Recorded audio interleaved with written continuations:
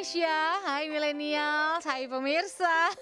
Akhirnya kita balik lagi di segmen 3 ya, masih berbicara tentang hubungan nih Ya, pastinya. bener banget. Dan kalau tadi kita udah bahas mengenai online dating, udah bahas tips-tipsnya, udah ngebahas apa Betul, juga yang harus dihindari. Sekarang kita betul. ngebahas kalau kita misalnya udah next step nih, udah naik ke step selanjutnya, udah Ya, kenalan, udah ngerasa ini orang oke, ini orang yuk baik. komitmen yuk gitu. Entah komitmen sebagai teman atau sebagai Iya, pasangan ya, iya. pokoknya ya udah lo masuk ke circle gue, nggak apa-apa kita berteman yuk gitu kan. Sambil mengenal satu sama lain yuk gitu. Nah ini ada tips untuk berhubungan langgeng. Nah, langgeng nih karena kadang-kadang proses PDKT sih gampang ya. Iya. Pas sudah menjalin hubungan ini nih yang mempertahankannya. Nah, ini Langgeng ini. ada beberapa tipsnya supaya kita bisa terhindar dari konflik nih ya. Heeh. Yang pertama adalah menjalin komunikasi yang baik. Betul. Gimana tuh Jadi maksudnya? berkomunikasi dengan pasangan ini adalah hal utama dalam menjaga hubungan tetap langgeng ya. Mhm. Kalau kita nggak komunikasi maka bisa jadi ada yang namanya selisih paham. Jadi usahain menghubungi pasangan dan memberi perhatian. Jangan lupa juga komunikasikan mengenai hal apapun yang kalian rasakan atau kalian pikirkan. Dan Mhm. begitu juga sebaliknya ya, supaya kita bisa saling memahami. Sebenarnya gitu. Berbeda pendapat nggak apa-apa, yang penting asal dua-duanya saling sama tahu gitu. Betul. Nah, itu tadi kan komunikasi ya. Nah, Mm-mm. dari komunikasi biasanya dibina juga nih saling percaya satu sama lain. Oke. Ya, komunikasi itu penting. Terus saling percaya juga penting ya untuk satu sama lain karena kepercayaan ini memang menjadi kunci utama hubungan yang langgeng. Kalau dari awal udah nggak ada rasa percaya, ya ngapain? Nggak bisa. Gak bisa gitu. Karena kalau kita udah saling percaya dengan pasangan, maka kita tidak dapat atau tidak akan diliputi rasa curiga dan berburuk sangka yang berlebihan. Jadi kan bikin kita juga merasa lebih tenang ya guys ya. Dan hal ini juga ternyata bisa membuat hubungan kalian senantiasa baik-baik aja kalau saling percaya. Ya. Ya, pastikan juga nih untuk kalian tidak memberi atau mendapatkan janji-janji manis ya dari awal. Karena memang kepercayaan merupakan hal yang mahal, nggak cuma janji Gitu ya. doang gitu. Oke, dan selanjutnya jangan lupa untuk menunjukkan rasa kasih sayang. Pastinya. Ya beda-beda sih cara menunjukkan kasih sayang ya. Ada yang Betul. mengutarakan langsung atau dengan tindakan. Betul. Gimana pun caranya, hal tersebut adalah supaya hubungan kalian bisa lebih awet.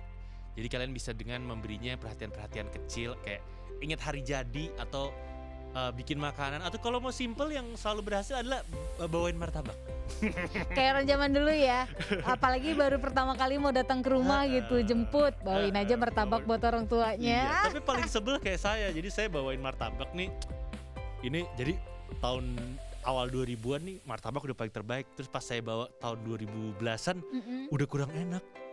Sedih banget, kesel banget. Kayaknya kurang sopan gitu. Udah bawa kurang iya, martabak enggak zaman aja dulu nih enak. gitu. Enggak, rasanya udah kurang Oh, enak. rasanya. Sedih banget. Padahal dulu yang jualan Enak banget. yang jualan masih sama, cuman emang udah bukan pemiliknya. Kalau dulu yang jualan Oh, pemiliknya. biasanya kalau penerus suka gitu ya. Makanya. Resepnya suka berubah. Hmm. Nah, kalau kalian udah memutuskan untuk saling komitmen, makanya tips yang berikutnya nih kalian ya harus bisa saling mendengarkan keluh kesah satu sama lain. Gak hanya melulu misalkan nuke aja yang mau didengerin keluh kesahnya Mm-mm. pasangan, gak boleh. Gak bisa kayak gitu, harus dua arah. Jadi ketika ada masalah, sebagian pasangan ini malah berdebat kan. Mm-mm. Gak mau saling ngedengerin lah, pergi ujung-ujungnya ninggalin. Nah, padahal kedua-duanya itu sebenarnya maksudnya hanya ingin saling dipahamin. Nah, jadi berusaha nih untuk kalian saling mendengarkan tentang apapun yang menjadi keluh kesah satu sama lain. Karena biasanya dengan menjadi atau mendengarkan, Anda juga akan lebih memahami apa sih yang dirasain pasangan sama gue. Ya. Gue pun begitu ke pasangan, gue ada salah gak sih, kemarin ada kurang-kurang. Nah, itu Ya. jadi lebih paham gitu. Oke, dan selanjutnya harus bisa bersikap bijak dalam menghadapi konflik. Masalah pasti ada, as long as we're human pasti ada masalah gitu kan. Betul. Nah, kalau ada masalah jangan didiemin. Silakan dimulai dengan berdiskusi, dengan meminta maaf, Mm-mm. atau bisa juga dengan meminta waktu untuk menenangkan diri terlebih dahulu gitu kan. Udah jangan Betul. dibahas dulu deh, tenangin dulu baru bahas Betul. gitu kan. Pokoknya harus bisa bersikap bijak dalam menghadapi masalah supaya masalahnya bisa selesai, bisa dituntaskan. Benar. Dan udah habis konflik nih, ya kan? Terus bersikap bijak. Gak ada salahnya nih. Tips berikutnya, kalian harus melakukan hal-hal yang menyenangkan bersama. Mm-mm. Ya ini pasti banget, ngapain sih masa kita punya hubungan maunya berantem terus, kan gak mungkin ya kan. Ya. Jadi kalau memang udah jenuh nih ya kan, gak ada salahnya kalian bikin janji, yuk hangout Ih, atau jalan-jalan yuk traveling bareng. Ngapain kek gitu kan. Iya, hanya nonton bioskop kayak kan sekarang udah bisa nih nonton, Heeh. ya kan? Terus atau mungkin yuk trekking bareng yuk ke Bisa Curug, kan, kayak bisa gitu yang kan.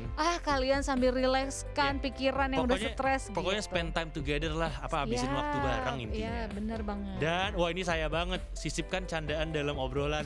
Saya kadang nggak tahu mau ngobrol apa jadi bercanda terus. Ketawain aja ya, sense Ketawain of aja. humor kalian tuh harus punya juga, jangan melulu serius gitu Iya kan. karena emang apalagi kalau ada masalah ya udah ketawain aja, hidup emang begitu gitu kan. Bener. Yap. Kalau nggak mau ada masalah ya mati. Heeh. Pokoknya jangan terlalu serius, jangan hanya serius-serius aja. Sisipkanlah candaan dalam obrolan ringan, pasti bisa bikin kita semakin dekat dengan pasangan ya.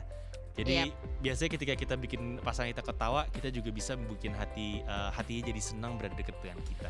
Bener, dan tips berikutnya juga untuk kalian, usahakan deh ya mulai sekarang nih kalian gak usah malu-malu memberikan apresiasi ya, meskipun pada hal kecil gitu. Mulai dari hal-hal sederhana, misalkan berterima kasih, misalkan tadi pasangan kalian sudah jemput kalian jauh-jauh dan di jam yang macet, sampai rumah terima kasih ya gitu, maaf ya udah buat capek gitu. Iya, appreciate the small thing. Jadi biasanya sih bilang terima kasih. Karena saya menyadari ya saya nggak sempurna, saya tuh tiap beberapa hari sekali pasti say thanks ke pasangan saya. Iya, atau mungkin kayak pasangan kamu lagi naik promosi jabatan di kantornya, ucapkan selamat atau kirimin kue atau bingkisan. Selamat ya untuk karirnya, sukses selalu. Itu aja udah mungkin cukup bisa sebenarnya. membuat pasangan kalian tuh jadi merasa lebih dihargai. Itu udah gitu. cukup sebenarnya. Bener banget. Oke, next kalau misalnya hubungannya udah sampai ke tingkat serius, biasanya punya anak tuh. Iya. Punya turunan biasanya. Tuh. Nah sekarang topik selanjutnya tuh kita punya manfaat memiliki hewan peliharaan bagi anak. Ya, ini bagi khususnya pemirsa kalian yang udah punya anak ya. Ya, jadi gak cuma orang dewasa tapi anak-anak tuh juga ternyata juga suka memelihara hewan anjing, hewan kucing, hewan kelinci, ikan dan sebagainya. Dan ini ada fakta, sebuah penelitian menunjukkan bahwa kepemilikan hewan peliharaan bisa bermanfaat bagi anak-anak dalam beberapa cara. Karena kan memelihara hewan peliharaan juga bisa membantu mengurangi stres ya, dan bisa membantu anak-anak mengembangkan keterampilan sosial dan emosional. Betul. Manfaat yang pertama ini adalah anak-anak bisa mengurangi stres. Wow. Memelihara hewan peliharaan dapat berfungsi sebagai pengurang stres yang hebat. Jadi selain cinta dan persahabatan yang diberikan secara alami, ada perubahan fisiologis yang terjadi dalam diri seorang anak ketika mereka membelai atau bermain dengan hewan peliharaan. Betul banget. Ini ke orang dewasa juga sih. Bisa ya. Jadi nggak hanya anak-anak deh kayaknya, kalau ini ngurangin stres, ke orang dewasa juga iya. Dan ini selanjutnya bisa mengurangi kesepian. Hal ini berfungsi sebagai teman yang baik dan tidak pernah menyakiti atau mengabaikan perasaan anak. Iya, karena hewan kan. Betul. Makanya memiliki hewan peliharaan juga bisa mengurangi rasa kesepian, terutama bagi anak yang kesulitan mencari teman atau yang tidak memiliki anak. Jadi dia nggak punya teman di lingkungannya dia juga. Gitu. Bisa jadi ini hewan tuh bisa menjadi teman ya. Ya, dan bisa jadi kepercayaan, meningkatkan kepercayaan diri buat anak-anak juga gitu kan, karena kan mereka kadang nggak punya orang lain buat diajak bicara. Betul. Dan selain itu juga dapat membangun empati dan kasih sayang untuk anak-anak. Karena pada dasarnya kan peliharaan bergantung tuh pada manusia untuk merawatnya ya. Karena ketergantungan itulah hal ini sering memicu rasa empati dan kasih sayang pada anak-anak gitu. Jadi anak-anak nih belajar untuk melihat keluar ya, seperti apa sih, atau mempertimbangkan bagaimana rasanya berada di posisi orang lain. Aduh, kalau hewan gue disakitin, itu gimana kalau kejadiannya sama gue ya. Jadi dia bisa merasakan seperti itu juga gitu. Dan mungkin kalau tadi benar berkesinambungan dengan yang kesepian. Dengan ada hewan, dia bisa kalau hewannya sakit cepet sembuh ya gitu. Nanti kita main bareng lagi, dipeluk hewannya bener gitu. banget. Dan selanjutnya bisa memberikan cinta dan penerimaan tanpa syarat. Kalau dengan manusia kan suka, ya udah kalau kamu baik sama aku harus baik sama kamu gitu ibaratnya. Ada syarat. Kalau dengan hewan enggak, hewan tuh udah pasti cinta sama kita, udah pasti gitu. Jadi tidak ada rasa takut akan penghakiman atau penolakan. Kalau mau dikasih sesuatu, hewan pasti nerima-nerima aja. Betul. Gitu. Dan anak-anak tentu tahu bahwa hewan peliharaan itu yang mereka cintai pasti akan mencintai mereka balik juga gitu. Tidak ada penolakan dari hewan. Betul banget. Dan juga bisa mengajarkan anak-anak nih untuk tanggung jawab. Ya, jadi setiap orang tahu kan bahwa anak-anak nih tergantung bagaimana orang tuanya mengajarkan ya. Oh, kalian harus tanggung jawab, tetapi hewan peliharaan adalah salah satu trik yang baik untuk mengajarkan tanggung jawab karena sekarang anak-anak nih memiliki makhluk hidup lain yang bergantung sama mereka untuk dirawat. Iya. Kalau nanti nggak dikasih makan, hewannya sakit loh. Iya benar. Nggak bisa main bareng kamu loh. Ya, Jadi jangan lupa. Ada pelajaran tanggung jawabnya juga gitu kan. Dan selanjutnya adalah membangun harga diri dan kepercayaan diri. Oke. Dengan memiliki hewan, tentu ada banyak pekerjaan kan, kasih makan, mandiin dan segala macam. Jika kita mengizinkan anak-anak untuk berpartisipasi dalam tugas merawat hewan peliharaan, ini akan mengembangkan rasa pencapaian yang positif setelah menyelesaikan setiap tugas. Jadi senang gitu. Hore, selesai. Sehingga itu akan menunjukkan rasa kepercayaan diri kepada mereka. Betul banget. Nah, jadi nggak ada salahnya ya mulai sekarang. Mungkin kalau kalian udah mulai punya anak baru satu misalkan ya, dikenalkan pada hewan peliharaan, nggak ada salahnya karena siapa tahu tips-tips barusan ini bisa diterapkan di anak kalian. Iya, betul sekali. Dan selanjutnya ini kan sekarang saat ini sedang dilaksanakan PON ke-20 di Papua. Betul banget. Nah, kita tahu kan baru tumben loh Papua dikasih apresiasi sebesar ini ya dan dipercaya ya akhirnya untuk dipercaya karena ininya udah ada infrastrukturnya udah siap. Infrastrukturnya walaupun kemarin sempat agak terseok-seok keterlambatan nih agak-agak ada kemarin karena kan. Covid ya. Karena Covid pembangunan juga sempat tertunda tapi alhamdulillah sekarang PON lagi tersenggara ya guys ya. Jadi kita perlu apresiasi nih untuk Papua. Dan ada satu makanan khas Papua yang saya pengen coba banget sebenarnya. Aku tahu apa. Papeda ya. Papeda tuh dari sagu gak sih? Iya, sagu kan bener kan? Sagu. Kan jadi makanan inti dari orang Papua itu setahu saya sagu yang bisa diolah jadi macam-macam. Salah satunya adalah papeda. Papeda, betul banget. Udah pernah belum? Belum pernah, penasaran. Kamu udah pernah? Udah. Lengket. Kalau dimakan begitu aja memang iya karena papeda nggak bisa dimakan hanya nggak tanpa lauk ya. Harus pakai kuah ya? Harus pakai sayur kuah kuning ikan. Kayaknya enak. Ikan kuah kuning. Nah itu makannya ternyata kupikir ya itu bisa pakai sendok atau di gini-giniin gitu, ternyata enggak. Makan papeda yang benar itu udah dimasukin semua nih papeda terus kuah kuningnya. Dihirup kurang lebih kayak gitu ya? Kurang lebih dihirup. Karena ternyata aku nyoba, Mbak Nuka mau makan papeda pakai sendok. Lah salah ya? Aku dulu nggak tahu, kupikir bisa digini. Harus dihirup ya? Harus dihirup ternyata. Saya pengen nyoba sih sebenarnya. Lebih enaknya. Ya, jadi ini kita ada fakta-fakta mengenai papeda. Yang pertama ini papeda memiliki filosofi yang mendalam. Jadi dia memiliki filosofi. Jadi kalau kita menyantap makanan ini biasanya satu keluarga tuh akan menyantap dengan dilengkapi yang namanya helai dan juga hote. Helai ini merupakan alat makan tradisional yang terbuat dari kayu. Jadi makannya yang diputer gitu ya. Putar. Ngambil dari tempat yang utama ke itu juga piring. Diputer ya. Nah, sedangkan kayu ini sebagai tempat penyajian papedanya.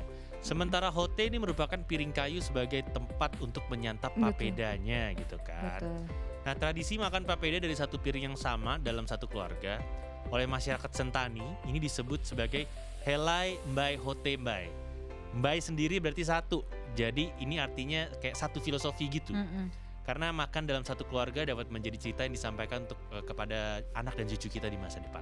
Benar banget. Emang kalau kata orang Sunda tuh mereka tuh demen ngeriung gitu. Ngumpul ya? Ngumpul, makan tuh bareng-bareng gitu. Ya makan gitu. Dan ini proses pembuatannya aku pernah lihat sendiri nih. Jadi kalau memang pembuatan papeda ini menggunakan tepung sagu ya, yang udah direndam dan airnya tuh air bersih selama 15 menit gitu deh, gitu sebelum dimasak.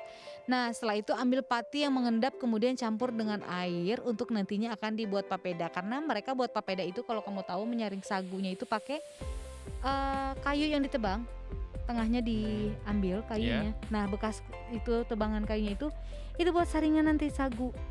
Tes-tesnya, nah mengendap kan dia di bawah, diambil tuh sari patinya. gitu.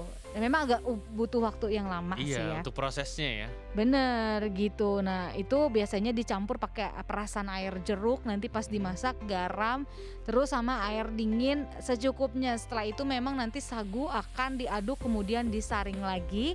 Dan apabila airnya udah mendidih nih, air tersebut disiram ke sagu, bukannya Oh, oke. sagu yang kita masukkan ke air. Jadi pelan-pelan. Hmm. Nah nanti kan dia teksturnya kental tuh gitu, baru deh bisa kita makan. Baik. Dan selanjutnya adalah cara ngambilnya dengan digulung yang tadi Nuka kasih lihat. Mm-mm. Jadi untuk menyantap papeda caranya adalah kalian digulung tuh papedanya kayak di kayu ya. Ya kayu sumpit kayu Ah. besar. Atau supit kayu besar atau garpu, dan hal ini karena papeda memiliki tekstur yang kental kayak lem. Jadi nggak bisa dipindahin pakai sendok. Nggak Makanya bisa. aku salah waktu itu. Jadi setelah dipindahkan ke piring saat memakannya pun papeda nggak perlu dikunyah dan bisa langsung Iya kayak tadi ditelan. aku bilang. Ini kayaknya seru nih. Dan dalam piring juga biasanya papeda disantap bersama kuah kuning sehingga menambah kenikmatan papeda itu sendiri. Betul. Seperti fakta berikutnya memang papeda harus dimakan dengan ikan kuah kuning yang tadi Nuka bilang ya. Makanan pendamping yang memang cukup banyak disantap itu memang ikan kuah kuning pilihannya di Indonesia Timur tuh rata-rata itu. Dan selain itu terdapat juga makanan atau lauk pendamping yang cocok seperti sayur ganemo, ikan goreng, kuah lalapan. Tetap aja ada kuahnya harus. Pasti ya. Tetap karena Iya, karena itu rasanya tuh cuman kental dingin, kan. dingin pas masuk ke mulut tuh cuman dingin aja nggak ada rasa apa-apa gitu. Iya, sehingga harus ditambah kuah supaya ada rasanya. Iya. Dan kita nggak terlalu mencium bau sagu yang Heeh.